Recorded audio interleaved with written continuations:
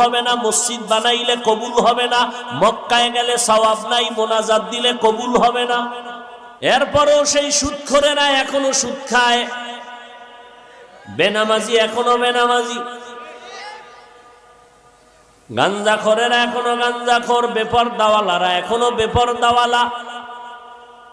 অথচ সুদের সাথে যারা জড়িত, আল্লাহ স্পষ্ট ঘোষণা দিয়েছেন, তোর সাথে আমি আল্লাহ যুদ্ধের জন্য রেডি রেডি হ।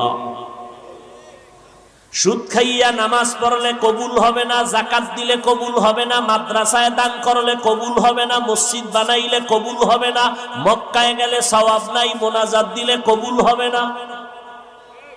বরং 24টা ঘন্টার সেকেন্ডে সেকেন্ডে সেকেন্ডে গর্ভধারিণী মায়ের সাথে জিনার গুনাহ লেখা হয়।